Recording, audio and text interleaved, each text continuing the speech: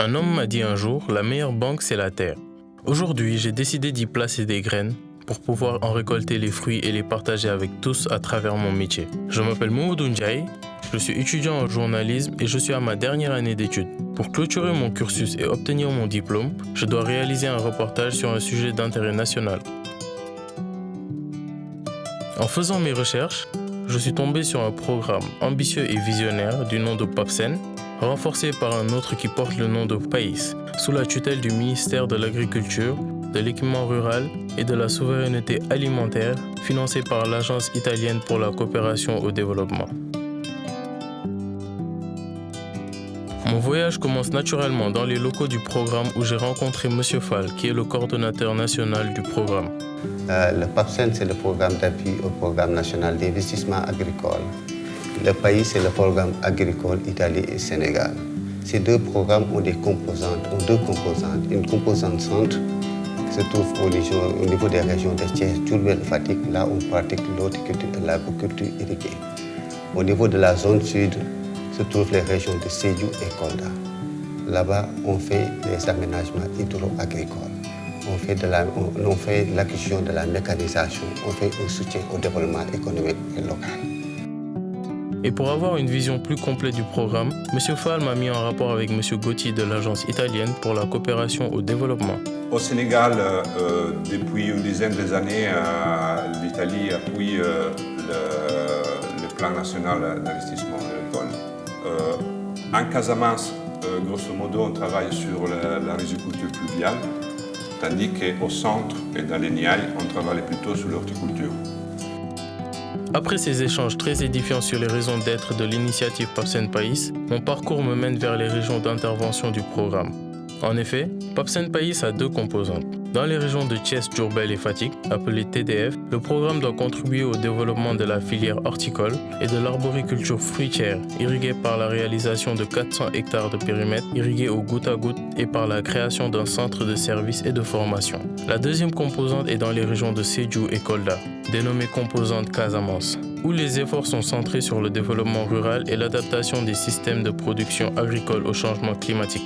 Et c'est justement à cette composante Casamance que je vais m'intéresser afin de voir concrètement la réalisation de PAPSEN PAIS. Dans ces régions, le programme est donc naturellement orienté vers le développement rural et l'adaptation des systèmes de production agricole au changement climatique. Notre relation avec PAPSEN, c'est de bonnes relations allant dans le sens de la réalisation de quelques infrastructures qui nous permettent vraiment dans le cadre du développement, surtout en matière agricole, mais également dans le cadre du désenclavement pour permettre la mobilité des personnes et de leurs biens. xam nga mon producteur bu amee ku koy jàppale ci ay projets amal na ko njëriñ parce que fi mu toll nii ñun bu njëkk dañu doon bay rek nawet bi mu jeex ñu arrêté. parce que yàgg nañu wuti lii te yoruñu ko mënuñu ko am yàlla dimbale ñu PAPSEN ñëw di ñu jox bateau. lii yëpp ndoxu xorom la doon li ñu doon liggéey yëpp zéro lay nekk duñ ci am dara mais bu ñu yàlla dimbale PAPSEN defal ñu dég bi jot nañu récupérer lu mat junne faro. Après la région de Sédhiou, je vais explorer l'autre facette du programme, déployé dans la région de Kolda, où les efforts sont plus centrés sur l'aménagement des vallées et la construction d'une banque céréalière. Tous les producteurs sont très contents du pays sur les semences certifiées qu'ils amènent et la formation des producteurs sur les bonnes pratiques agricoles, comme je dis, et les formations sur les post-récoltes. Pays de man yalla ak pays la lii à 600 mètres lii yëpp ñoom ñoo ko financé ñu defa ay tuyaux ba fii ci biir jardin bi donc amuñu problème ndox.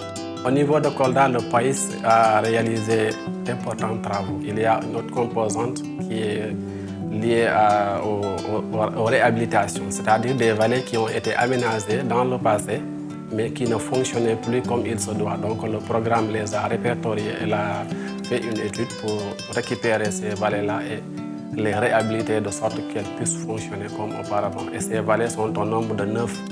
Qui connaît la région de Kolda sait que c'est une région qui a un fort potentiel agricole, surtout sur le domaine rizicole. parce qu'on a actuellement près de 50 000 hectares de terres de riz, mais également près de 16 000 hectares de vallées.